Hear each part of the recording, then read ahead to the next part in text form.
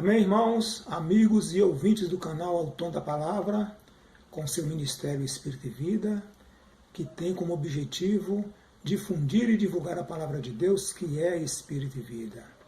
Estamos de volta mais uma vez, com mais uma porção da Palavra, cujo tema de hoje é o cego de nascença, com base no Evangelho de João, capítulo 9, versículos do 1 ao 7. Amém? Antes da gente iniciar, gostaria de fazer uma oração para que o Senhor possa abençoar este momento, ok? Senhor Jesus, te agradecemos, Senhor, por mais uma oportunidade de estarmos aqui para termos comunhão acerca da Tua Palavra, essa Palavra que é Espírito e Vida, essa Palavra que nos traz discernimento, sabedoria, também crescimento espiritual. Senhor, também te pedimos que o Senhor possa eliminar tudo aquilo que não proceda de Ti de nossas vidas e que o Senhor continue a nos abençoar com toda sorte de bênção espiritual nas regiões celestiais em Cristo Jesus. Jesus é o nosso Senhor. Amém. Amém, irmãos? Esse texto, que a gente vai ter comunhão agora, que é a cura de um cego de nascença, baseado em João 9, versículos do 1 ao 7, vai até um pouco mais, mas eu separei esses versículos aí, mostra aqui que quando a divindade se mescla com a humanidade, todas as coisas negativas são eliminadas de nossas vidas.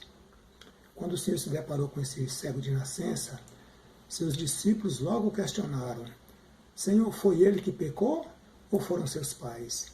Então veja que os discípulos ainda tinham aquela coisa da religiosidade dentro deles.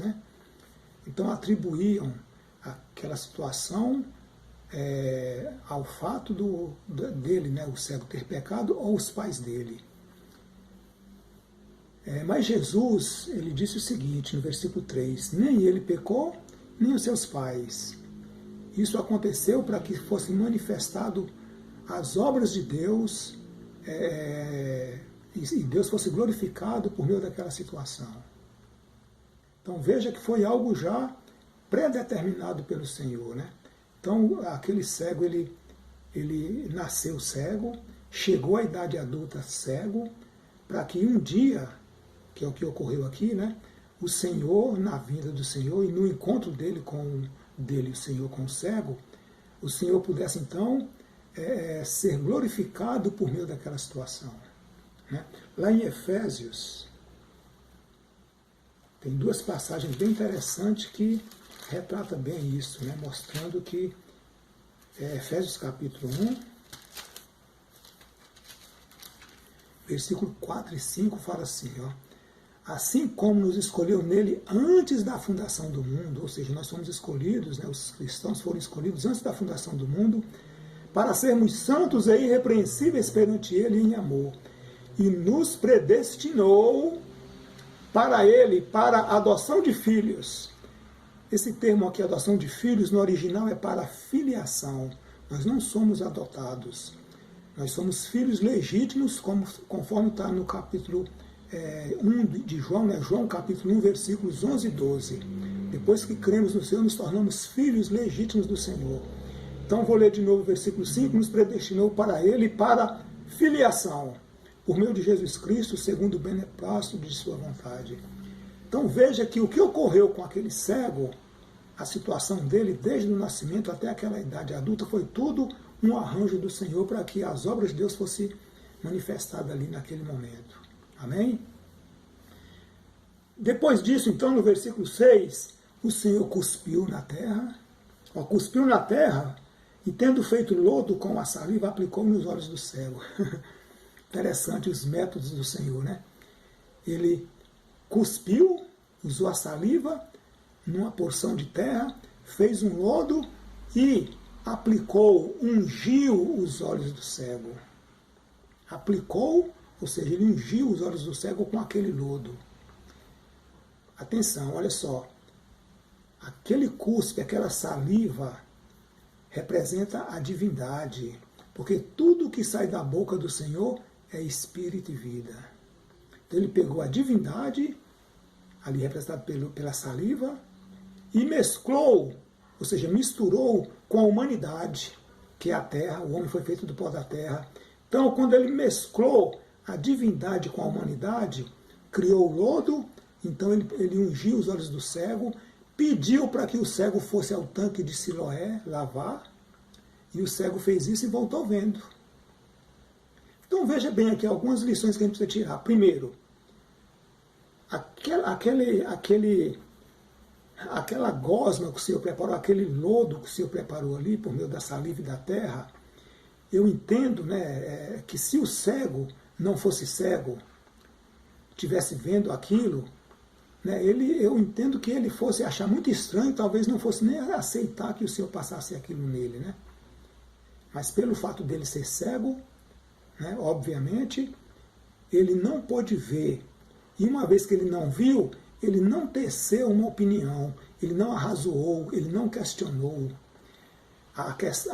Quando a gente arrasou, questiona, isso impede do milagre acontecer.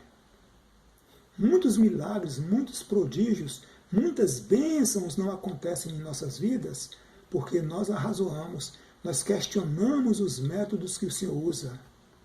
Aquele cego não questionou, porque ele era cego. Não sei se fosse diferente, talvez ele fosse questionar, né?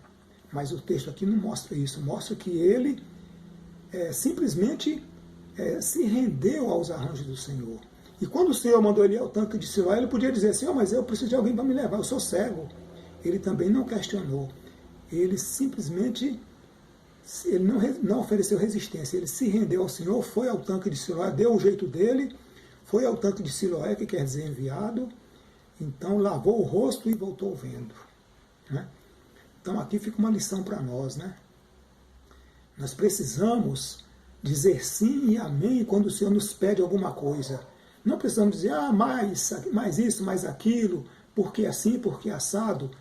Isso não compete a nós, nós precisamos dizer sim e amém. Quando o Senhor fala, a gente tem que se render ao falar dele. Quando o Senhor pede, nós precisamos obedecer. Não colocar nenhuma dificuldade. Então aqui a gente viu que a mescla da divindade com a humanidade pôde produzir vida. Aquele cego de nascença recebeu vida. E as coisas negativas que haviam na vida dele, a cegueira e outras coisas que a Bíblia não cita, foram eliminadas da vida dele. Por quê? Porque a vida chegou. A vida, representada pela saliva, quando chegou, quando se uniu com a humanidade, então causou uma reação. E a reação foi que a vida foi gerada, a vida foi produzida, e as coisas negativas saíram daquele cego, que no caso era a própria cegueira, e ele então foi restaurado na sua visão. Ele pôde voltar a ver e ter um novo começo a partir dali. Amém? Então fica aqui uma lição, né? Vamos dizer sim e amém àquilo que o Senhor propor para nós, sem arrazoamento, sem questionamento. Ok? Encerro aqui mais essa porção da palavra e espero que a gente tenha ganhado, né, aprendido com essa passagem. E nos vemos na nossa próxima oportunidade, ou seja, no nosso próximo vídeo. Jesus é o nosso Senhor.